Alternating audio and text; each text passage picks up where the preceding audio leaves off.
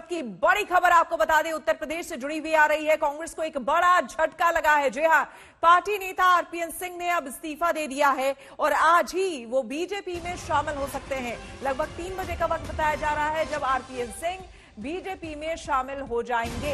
RPN Singh Congress के पूर्व अध्यक्ष राहुल गांधी की टीम का एक अहम चेहरा रहे हैं।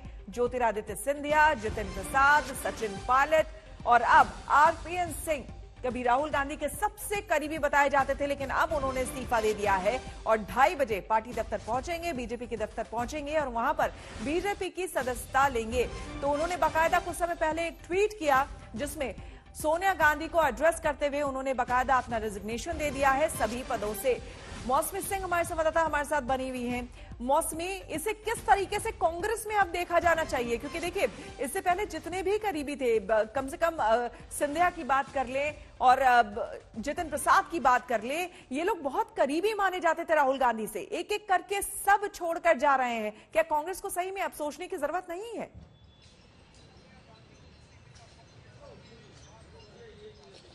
जी देखिए, आरपीएन सिंह ना सिर्फ एक कद्दावर नेता थे, आरपीएन उन नेताओं में से एक थे जो बड़ी बेबाकी से कांग्रेस की बैठकों में अपनी बात रख सकते थे। सोनिया गांधी से उनके जो ताल्लुकात थे वो बहुत ही अच्छे थे और लगातार आरपीएन सिंह जिस तरह से यूपीए 2 में मंत्री रहे, तो डॉक्टर मनमोहन सिंह से लेकर तमाम बड़े नेताओं से उनके संबंध बहुत अच्छे माने जाते थे। एक पार्टी इंसाइडर, एक पार्टी रणनीतिकार का हिस्सा वो निभा चुके थे। पूरे राज्य भर, पूरे देश भर में कई बारी वो अलग अलग प्रदेशों का उन्होंने प्रभार बतौर सचिव संभाला और उसके बाद जनरल सेक्रेटरी वो कांग्रेस पार्टी के थे, झारखंड के इंचार्ज थे। तो यानी कि आरपीएन की गिनती ज्योतिरादित्य सिंधिया, सचिन पायलट और इस तरह के जो कद्दावर नेता है उनमें की जाती थी।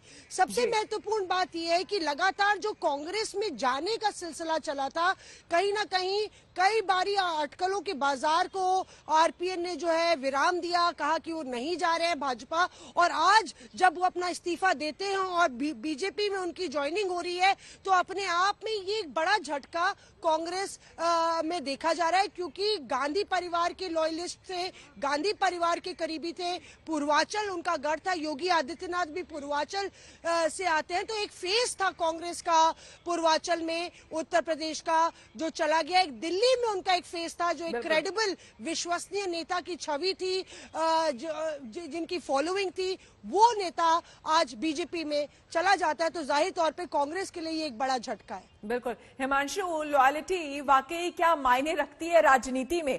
क्योंकि जब भी हमने देखा है चुनाव आते हैं तो उसमें कौन कब पाला बदल जाए, कौन कहां चला जाए, कुछ कहना बड़ा मुश्किल है। देखिए, बिल्कुल लॉयल्टी कोई मायने नहीं रखती है किसी भी पॉलिटिकल पार्टी के अंदर। और राजनीति में तो ये कहा जाता है कि कोई किसी का परमानेंट दोस्त नहीं होता, कोई परमानेंट दुश्मन नहीं होता। तो एक तरीके से देखिए कि कल तक जो आरपीएन सिंह बीजेपी के ऊपर सवाल खड़े करते थे या उनके नेताओं को लेकर किस तरीके के बयान देते थे, कटाक्ष करते थे और बयान दिया करते थे, अब वो बीजेपी में आएंगे तो एक तरीके से ये कहीं नहीं कहा जा सकता कि कोई लॉयल होता है राजनीति में। राजनीति में हर व्यक्ति जो है अपने फायदे के लिए सोचता है, ये अब मान के चलना चाहिए और उसको कहाँ ज्यादा उसका भविष्य उज्ज्वल है वो वहां उस तरफ मूव कर जाता है। ये हमने हमेशा राजनीति के अंदर देखा है। बहुत बड़े बड़े नेता जो है एक पार्टी छोड़ के दूसरी पार्टी में चले गए। आरपीएन सिंह पूर्वांचल के अंदर जो है ये कह सकते हैं कि पिछड़े वर्ग से आते हैं और एक बड़ी पैठ रखते हैं, और पिछड़ों वर्ग में इसलिए बड़ी पैठ रखते हैं क्योंकि वो एक पिछड़ों के राज परिवार से आते हैं, उसको बिलोंग करते हैं। तो इसलिए पडरौना ही नहीं, कुशीनगर, देवरिया, महाराजगंज, गोरखपुर, ये जो बेल्ट है, यहां बीजेपी को लगता था कि कहीं ना कहीं स्वामी प्रसाद मौर्य, दारा सिंह चौहान, इनके छोड़ने से बीजेपी को जो है गैर यादव ओबीसी वोट पे डेंट पड़ सकता है। जैसा मैंने आपको पहले भी बताया था, उसकी भरपाई जो है आरपीएन सिंह को लाकर बीजेपी कर सकती है, ऐसा बीजेपी को अब लगता है। और इसीलिए आरपीएन सिंह जो है आज बीजेपी में शामिल हो रहे हैं। बातचीत पिछले कुछ लंबे समय से चल रही है। जब जतिन प्रसाद बीजेपी में आए थे तब भी ये माना जा रहा था कि उनके साथ साथ जो है आरपीएन सिंह बीजेपी में आएंगे, लेकिन तब बातचीत जो है वो फाइनल नहीं हो पाई थी, डील फाइनल नहीं हो पाई थी। अब अगर ये कहें कि डील फाइनल हो गई है, बातचीत पूरी हो गई है, तो उसमें कोई शक और शुबा जो है किसी के अंदर नहीं रहना चाहिए, क्योंकि 2:30 बजे जो है आरपीएन सिंह इसी मंच से जो है बीजेपी में शामिल हो जाएंगे। ये वो मंच है जहां से कई तमाम पार्टियों के बड़े बड़े नेता जो हैं बीजेपी के अंदर शामिल हुए हैं, तो उनमें आज उस श्रृंखला के अंदर आरपीएन सिंह का नाम भी जो है वो जुड़ जाएगा। जहां पर हिमांशु मौजूद हैं वहीं पर उसी मंच से स्वामी प्रसाद, आपको बता दें कि कई बड़े नेता जो हैं वहां से उन्होंने सदस्यता ली बीजेपी की, और आरपीएन सिंह भी जो है वो वहां से बीजेपी की सदस्यता लेने वाले हैं। आपको जो तस्वीरों में हम दिखा रहे हैं ये वो रेजिग्नेशन का उनका लेटर है जो उन्होंने बाकायदा अपने लेटर हेड पर, कांग्रेस के लेटर हेड पर आज सोनिया गांधी को सौंपा, जिसमें ये 2-3 बातें उन्होंने लिखी है, जिसमें सभी अपने पद से उन्होंने रेजिग्नेशन देने की बात कही है, और उन्होंने सोनिया गांधी को एक बार के लिए फिर से धन्यवाद दिया है कि पार्टी के लिए, लोगों के लिए, देश के लिए काम करने का उन्हें मौका दिया। कांग्रेस पार्टी ने इसका वो धन्यवाद करते हैं। इसी के साथ उन्होंने रिजाइन कर दिया है अपने पद से। तो ये वो 2-4 लाइनें हैं जो उन्होंने बाकायदा अपने ट्विटर पर ट्वीट किया है, और ये आरपीएन सिंह अपने सिग्नेचर के साथ आपको हम दिखा रहे हैं। यही वो लेटर है जो उन्होंने अपने लेटर हेड पर लिखा है और सोनिया गांधी को दिया है, जो कि बाद में उन्होंने सार्वजनिक कर दिया, और ट्वीट करके बाकायदा कुछ समय पहले उन्होंने ट्विटर पर लोगों को भी इसकी जानकारी दे दी है। हमारे संवाददाता लगातार हमारे साथ बने हुए हैं, अभिषेक हमारे साथ लखनऊ से बने हुए हैं। अभिषेक, जिस तरह से हम बात कर रहे थे कि लगातार कांग्रेस में देखिए कोई लॉयल होता नहीं है, स्वामी प्रसाद मौर्य ने भी अपना फायदा, जब तक उनको फायदा बीजेपी से लगता रहा तब तक वो यहां पर सब कुछ लेते रहे, करते रहे। अब अचानक से खबरें सामने आने लगी कि भाई नाराज चल रहे हैं, नाराज चल रहे हैं। उनको लगा कि अब आगे समाजवादी पार्टी में शायद उनका भविष्य है, इसलिए वो वहां चले गए। ऐसे में ये बताइए, अब आरपीएन का यहां पर आना बीजेपी इसे कैसे ले रही है? क्या वाकई स्वामी प्रसाद मौर्य के खिलाफ पडरौना से उन्हें उतारने की तैयारी है? इस बात में कितनी सच्चाई, क्या खबर? देखिए श्वेता, एक बात बहुत महत्वपूर्ण हो जाती है बीजेपी के लिहाज से, क्योंकि पिछले दिनों से जिस तरीके से नेताओं की ज्वाइनिंग बीजेपी में हो रही है, एक रणनीति पे काम हो रहा है, और वो रणनीति ये है कि जो कद्दावर नेता जिस क्षेत्र से आता है और वहां उसका वोट उसके साथ आएगा, तो बीजेपी के कोर वोट के साथ जुड़कर वो जीत को पार कर देगा आसानी से। ये रणनीति हमें दिख रही है। इससे पहले भी हमने देखा जिस तरीके से ब्राह्मण चेहरे के तौर पर जतिन प्रसाद को लाया गया, एक कहीं ना कहीं उसको एक नैरेटिव सेट करने की बात थी। अदिति सिंह रायबरेली से आ जाती है, वो रायबरेली मैदान में कांग्रेस को बड़ा झटका वहां से मिलता है, जो कि खुद वहां का गढ़ था। और उसके बाद आरपीएन सिंह जब आ रहे हैं तो वो कुशीनगर और तमाम उस इलाके में, क्योंकि पडरौना की सीट केवल एक सीट का मामला नहीं है यहाँ पर बात पूरे पूर्वांचल की है। 165-64 सीटों में 2017 में 115 सीटें बीजेपी ने वहां से निकाली थी, और इस बार की लड़ाई जो है वो इसलिए महत्वपूर्ण हो गई क्योंकि अखिलेश यादव ने पूर्वांचल में जिस तरीके का किला मजबूत किया है, उसे तोड़ने के लिए अलग अलग सीटों के समीकरण बीजेपी के लिए जरूरी हो जाते हैं। आरपीएन की एंट्री न सिर्फ बीजेपी को कुर्मी जाति और वहां की जातियों में मजबूत करेगी, बल्कि इसके साथ साथ कई सीटों पर उसका प्रभाव दिखेगा। टिकट मिलेगा कि नहीं ये तो तय करना आलाकमान को है, लेकिन इसकी पूरी संभावना नजर आती है, क्योंकि स्वामी प्रसाद मौर्य पहले ही बाहर हो चुके हैं। वो अब बीजेपी के साथ नहीं है, समाजवादी पार्टी से मैदान में हो सकते हैं। उनको सीधी टक्कर देने के तौर पर आरपीएन सिंह ही बीजेपी के लिए एक बड़ा चेहरा हो सकते हैं। जो मार्जिन बचता है उसको वो पूरा कर देंगे, और कहीं ना कहीं इस पूरे इलाके में बीजेपी की नैया वहां से आरपीएन सिंह के सहारे पार हो सकती है। जी बिल्कुल, तो सब अपना अपना फायदा इस बीच देख रहे हैं। और हिमांशु, जैसा कि बता रहे हैं हिमांशु, अब वक्त हो गया है, समय करीब आता जा रहा है। कौन कौन वहां पर मौजूद होगा जब आरपीएन सिंह सदस्यता लेंगे, क्या कुछ जानकारी? इतना जरूर है कि आरपीएन सिंह सदस्यता लेने से पहले बीजेपी के अध्यक्ष जेपी नड्डा से मुलाकात करेंगे, गृह मंत्री अमित शाह से मुलाकात करेंगे, और इसी मंच से जो है हो सकता है योगी आदित्यनाथ, केशव प्रसाद मौर्य, धर्मेंद्र प्रधान की मौजूदगी में जो है वो पार्टी के अंदर शामिल हो। एक चीज समझने वाली बात होगी, जो अभिषेक भी कह रहे थे, कि वो सही में एक बैकवर्ड कास्ट से आते हैं और उनकी जाति का वहां पे बहुत प्रभाव है। वो राजा परिवार से बिलोंग करते हैं।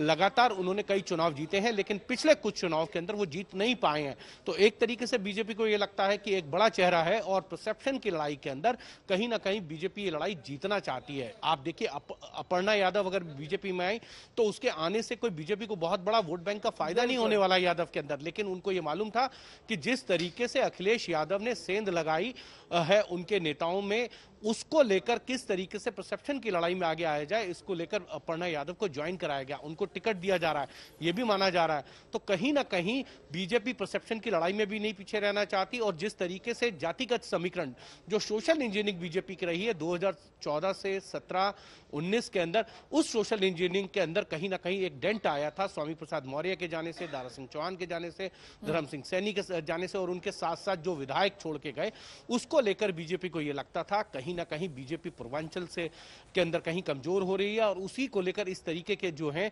राजनीतिक और रणनीतिक फैसले जो है पार्टी ने लिए, जिसमें एक आरपीएन सिंह को शामिल कराया गया। अदिति सिंह के बारे में हम सब जानते थे कि अदिति सिंह जो है वो पिछले कुछ समय से बीजेपी के पक्ष में हमेशा बोलती थी, और जिस तरीके से योगी आदित्यनाथ सरकार की तारीफ करी थी, ये जाहिर था कि अदिति सिंह जो है वो बीजेपी की टिकट पर चुनाव लड़ेंगी। जतिन प्रसाद को बीजेपी लाकर ब्राह्मण चेहरे के तौर पर लेके आई थी, लेकिन मुझे नहीं लगता कि जतिन प्रसाद के आने से पार्टी को बहुत फायदा हुआ होगा, लेकिन एक पार्टी की तरफ से ये लड़ाई जरूर थी कि परसेप्शन की लड़ाई के अंदर कहीं पिछड़ना नहीं है, और इसीलिए जतिन प्रसाद को पार्टी में भी लाया गया, एमएलसी भी बनाया गया, और साथ ही साथ योगी सरकार में उनको मंत्री बनाया गया था। अब देखना यह है कि आरपीएन सिंह क्या स्वामी प्रसाद मौर्य के खिलाफ चुनाव लड़ेंगे। अगर लड़ते हैं तो लड़ाई बड़ी दिलचस्प होगी, क्योंकि आरपीएन सिंह पडरौना से सांसद रह चुके हैं और कई चुनाव उन्होंने वहां पर रहते हुए जीते हैं। तो अब देखना यह है कि स्वामी प्रसाद मौर्य के खिलाफ आरपीएन सिंह को पार्टी उतारती है, या फिर उनको पूरे उस गोरखपुर बेल्ट के अंदर घुमाकर प्रचार कराकर पार्टी जो है अपने जो गैर यादव बैकवर्ड कास्ट के वोट बैंक है उसको मजबूत करेगी। इतना जरूर है कि कांग्रेस को झटका लगा है, और इसका फायदा बीजेपी जरूर इन चुनाव के अंदर लेना चाहिए। और उसकी टाइमिंग देखिए कि कल उनको स्टार प्रचारक की सूची बिल्कुल में आखिर किस तरह से इसका फायदा उठाएगी ये तो देखने वाली बात होगी। लेकिन ये देखिए, ये रेजिग्नेशन लेटर है जो कि आरपीएन सिंह ने सोनिया गांधी को लिखा है। माननीय कांग्रेस अध्यक्ष श्रीमती सोनिया गांधी, उन्होंने बाकायदा ये लिखा है अपने लेटर हेड पर, मैं भारतीय राष्ट्रीय कांग्रेस की प्राथमिकता सदस्यता से तत्काल प्रभाव से इस्तीफा देता हूं। मुझे देश, जनता और पार्टी की सेवा करने का अवसर मिला है, उसके लिए धन्यवाद करना चाहता हूं। मैं आपको धन्यवाद देता हूं आरपीएन सिंह। यही उन्होंने, ये 2-4 बातें हैं जो उन्होंने रेजिग्नेशन के तौर पर लिखी हैं, और उसके बाद उन्होंने सार्वजनिक इसे किया है अपने ट्विटर हैंडल पर अब से कुछ समय पहले। तो आरपीएन सिंह ने रिजाइन किया, और अब जो खबर सामने आ रही है 2:30 बजे के आसपास बीजेपी की सदस्यता लेंगे। अब बीजेपी आगे चुनाव में किस तरह से उनका इस्तेमाल करती है, इसके लिए देखने वाली बात होगी।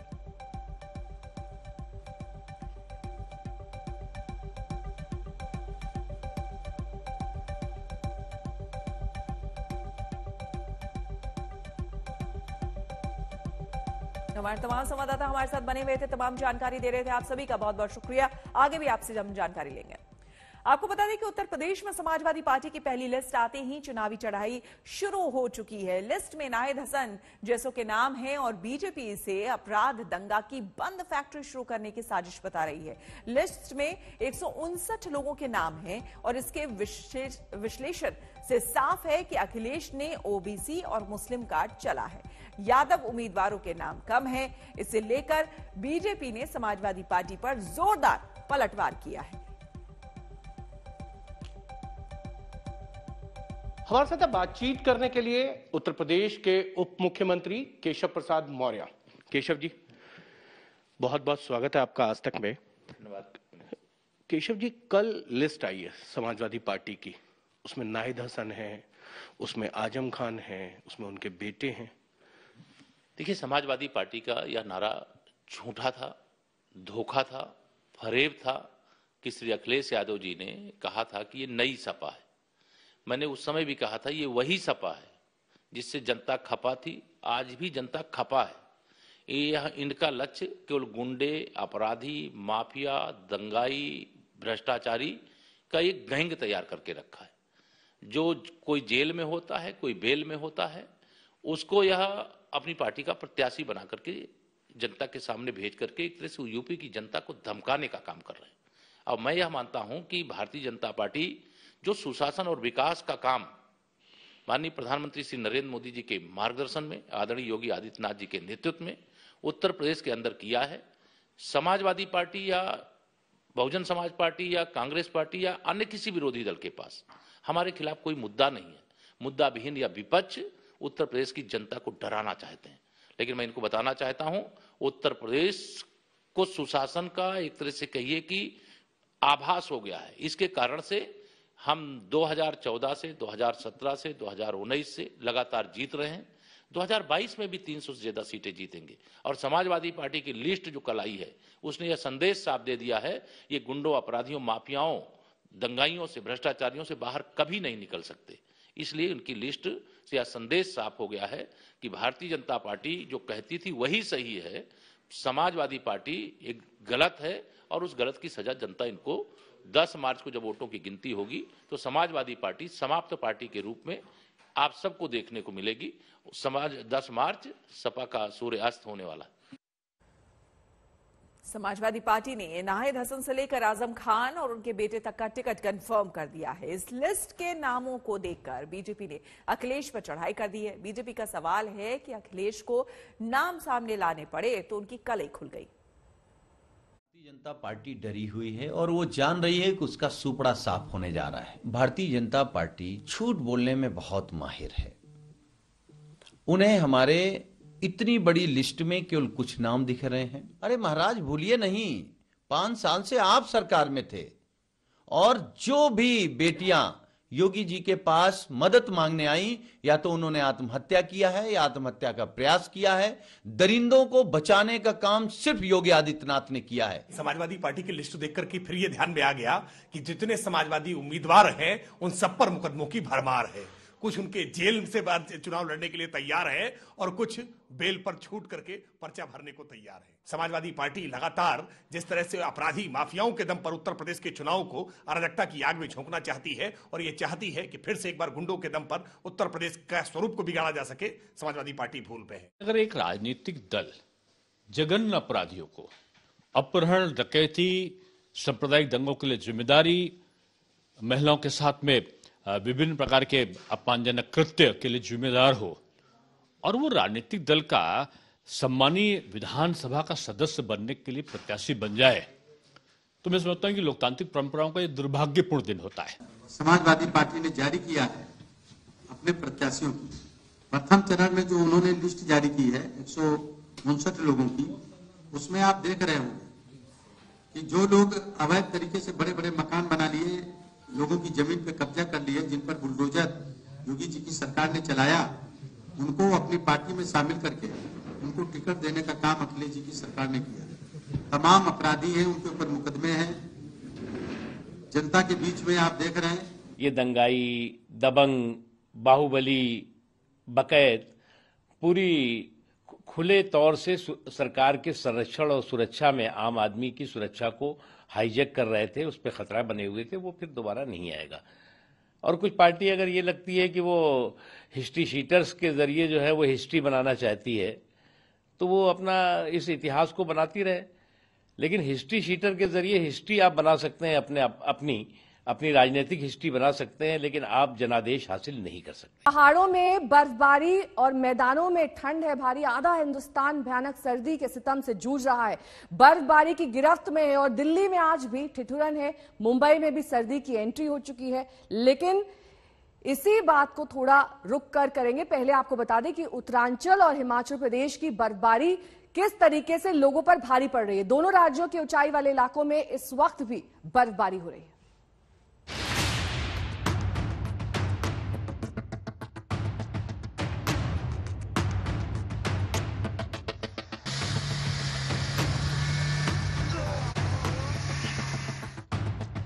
जनवरी में जमा देने वाला जाड़ा यूं तो हर साल पड़ता है, लेकिन इस बार तो जाड़ा हद से ज्यादा ही है।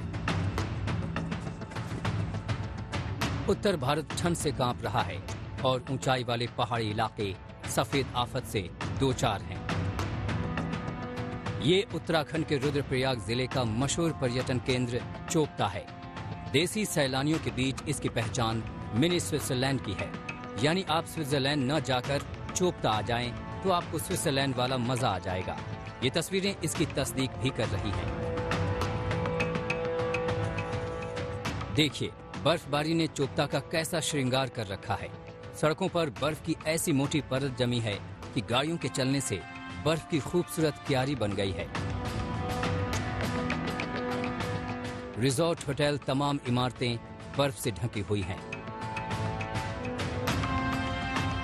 चोपता में पिछले कुछ दिनों से भारी बर्फबारी हो रही है। सैलानियों के लिए तो मानो मुंह मांगी मुराद पूरी हो गई है। पहली बार है मेरा चोपता में विजिट। इससे पहले औली आ चुकी है, बट इस इलाके में पहली बार आ रही हूँ उत्तराखंड के। कैसा लग रहा है यहाँ के? और यहाँ बहुत ज्यादा अच्छा लग रहा है, क्योंकि स्नो तो देखा था बट स्नोफॉल पहली बार देख पा रही हूँ और इसी वजह से यहाँ आई थी। सर्दियों में चोपता की ये खूबसूरती सैलानियों को खींच लाती है। 31 दिसंबर से अब तक करीब 1 लाख टूरिस्ट यहाँ आ चुके हैं।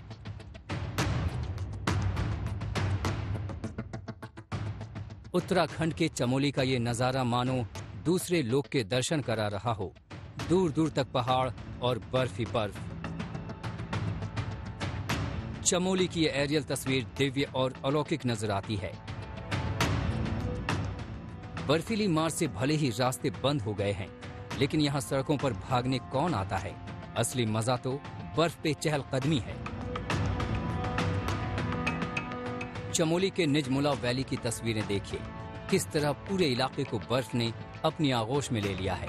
स्थानीय लोगों के झोपड़े हों या रिजॉर्ट, सब बर्फ की चादर में लिपटे हुए हैं।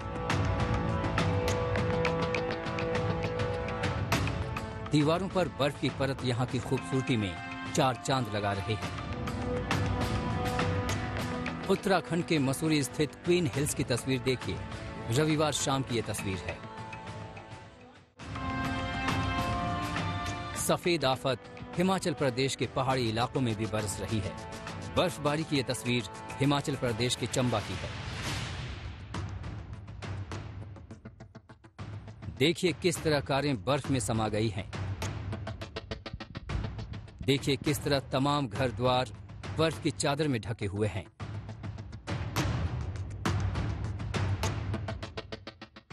बर्फ में मौज लेने के लिए टूरिस्टों के लिए भारी बर्फबारी परेशानी का सबब भी बन गई है।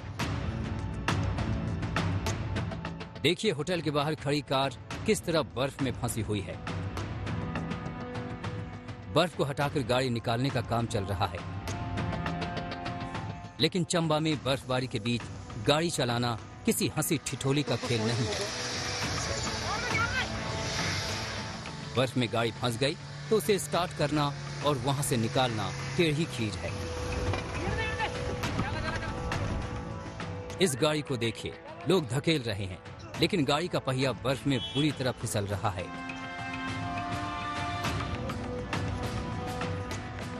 हिमाचल प्रदेश के दूसरे इलाकों की तुलना में चंबा में बर्फबारी ज्यादा है। बर्फबारी की वजह से जिंदगी यहाँ ठहर सी गई, लेकिन जरूरी काम किसी तरह जारी है, जैसे ये बारात। तस्वीरें देखिए। बर्फबारी के बीच दूल्हा अपनी दुल्हन को लेने कांगड़ा के नूरपुर से चंबा के भटियात इलाके में पहुंचा। कई किलोमीटर तक 3 से 4 फीट बर्फ में पालकी की मदद से दूल्हा दुल्हन को घर पहुंचाया गया। ऐसी ही एक तस्वीर सिरमौर से भी सामने आई। बर्फबारी साथ जन्म की रस्म निभाने में जब रोड़ा बनी तो दूल्हा जेसीबी मशीन लेकर दुल्हन लेने पहुंच गया। इस अनोखी शादी का वीडियो सोशल मीडिया पर खूब वायरल हो रहा है और ये शादी खूब चर्चा में है। ये शादी जो है जेसीबी में हुई है। ये 2 जेसीबीयां। बर्फबारी की तस्वीरें हिमाचल प्रदेश की राजधानी शिमला से भी आई हैं। तस्वीरें देखिए। बर्फबारी में शिमला की खूबसूरती साफ नजर आ रही है। कोई ऐसी खुली जगह नहीं जिसे बर्फ ने अपने नाम न कर रखा हो।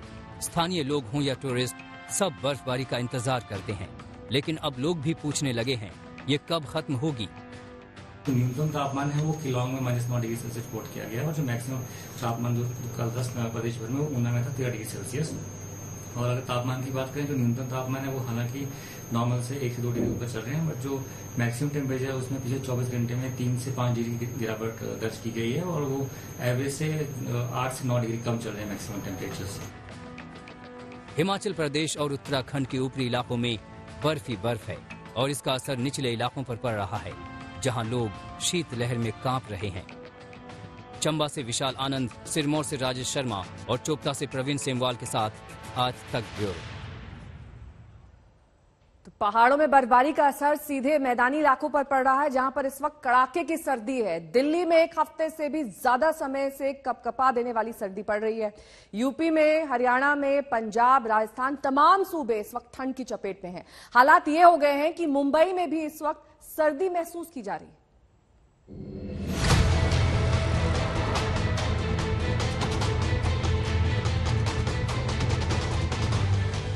दिल्ली ठंड से थर-थर कांप रही है। मकर संक्रांति बीत गया, लेकिन सर्दी नहीं गई। 13 जनवरी से प्रचंड सर्दी का जो दौर शुरू हुआ, वो अब तक जारी है। दिल्ली में कंपकपी वाले मौसम को झेलते हुए लगने लगा है कि कहीं कश्मीर का चिल्लई कलां देश की राजधानी में तो नहीं आ गया। बेहद सर्द मौसम के 40 दिन के दौर को कश्मीर में चिल्लई कलां कहते हैं। दिल्ली में ठंड का कुछ वैसा ही दौर चल रहा है। सुबह से चले हुए हैं घर के, अभी थोड़ा जो फॉग है वो नीचे आया है। ठंड काफी है लगभग सुबह से यहाँ पे। 3-4 दिन से बारिश भी पड़ रही है, तो उसके मुकाबले भी ठंड और बढ़ रही है बारिश के हिसाब से। तो बहुत ज़्यादा है, रात भी बहुत ज़्यादा ठंड पड़ा है, परसों भी ठंड बहुत ज़्यादा पड़ा है बारिश की वजह से। बारिश हो गया तो ठंड ज़्यादा हो गया, और अभी रात भी ठंड है। अब कुछ माहौल अभी कुछ कम हो रहा है। ठंड की वजह से तो हम लोग आग जला के ताप रहे हैं। काम धाम ऐसे ही चल रहा है। दिल्ली की ठंड को पिछले दिनों हुई बारिश ने और बढ़ा दिया है। आज न्यूनतम तापमान करीब 6 डिग्री सेल्सियस दर्ज किया गया। दिल्ली एनसीआर के तमाम इलाकों में सूरज के दर्शन दुर्लभ हो गए हैं। ऊपर से मौसम विभाग ने चेतावनी दी है कि अभी ठंड बाकी है। जनवरी 2022 में इतनी बरसात हुई है कि फिलहाल ठंड से राहत नहीं मिलने वाली है। मौसम विभाग के मुताबिक इस बार जनवरी 2022 में हुई बरसात ने पिछले 122 सालों का रिकॉर्ड तोड़ा है। इससे पहले 1995 में जनवरी महीने में 69 मिलीमीटर बारिश हुई थी। इससे पहले 1989 में कुल 79 मिलीमीटर बारिश हुई थी, जबकि इस साल जनवरी में 88 मिलीमीटर बारिश ने सारे रिकॉर्ड तोड़ दिए। मौसम विभाग के मुताबिक जब हिमालय से ठंडी हवाएं मैदान की ओर आएंगी, तो कल से उत्तरी हवाएं और मजबूत होंगी, जिससे कोल्ड वेव की शुरुआत होगी। मौसम विभाग ने 26 और 27 जनवरी के लिए कोल्ड वेव अलर्ट भी जारी किया है। लेकिन सर्दी में अकेली दिल्ली कहां कांप रही है। वाराणसी वाले विकट की सर्दी झेल रहे हैं। मुरादाबाद में शीतलहर ने जान आफत में डाल रखी है। मेरठ वाले कड़ाके की ठंड से कांप रहे हैं। प्रयागराज में जाड़े ने लोगों को जमा दिया है। यूपी तो यूपी, बिहार में भी ठंड ने जीना दुश्वार कर दिया है। पटना को भी ठंड ने अपनी गिरफ्त में ले रखा है। ठंड में खून जम चुका है, वो तो इन सुलगते अंगारों से खून की रवानगी हो रही है। ये तो बात हुई भारत की, लेकिन अब बात कर लेते हैं ग्रीस और टर्की पर बरसे बर्फीले कहर की, क्योंकि ग्रीस की राजधानी एथेंस में बर्फीले तूफान से लोग त्राहिमाम कर उठे हैं। उधर टर्की के सबसे बड़े शहर इस्तांबुल में बर्फबारी से बुरा हाल है।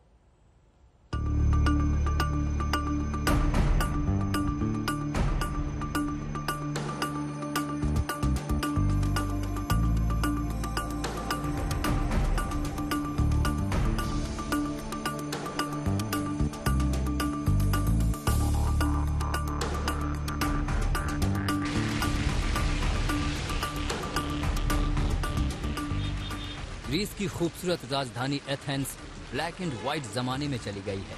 जी हां, बर्फबारी ने एथेंस को सफेद कर दिया है।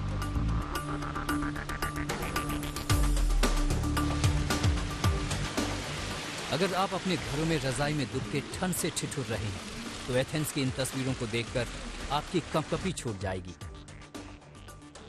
ग्रीक मंदिर हेफेस्टस बर्फ में बड़ी मुश्किल से नजर आ रहा है। ग्रीक क्रांति नायक थियोडोरोस कोलोकोट्रोनिस की मूर्ति बर्फ से ढक गई है।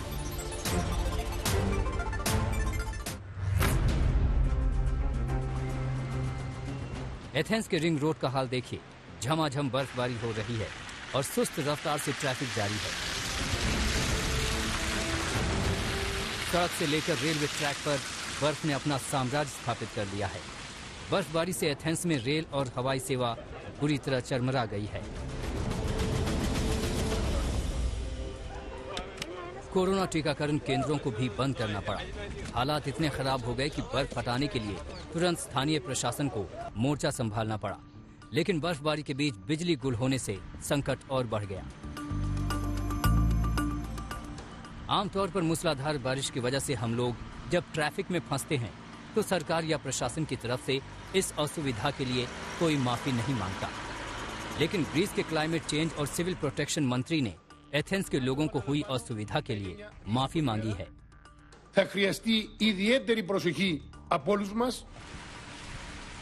एथेंस में भारी बर्फबारी अमूमन नहीं होती, लेकिन ये दूसरा साल है जब ग्रीस की राजधानी भारी बर्फबारी का गवाह बनी। ये हाल एल्पीडा नाम के बर्फीले तूफान की वजह से हुआ है। सरकार के मुताबिक आज भी भारी बर्फबारी का अनुमान है। एथेंस के लोगों से कहा गया है कि वो बहुत जरूरी होने पर घर से बाहर निकले।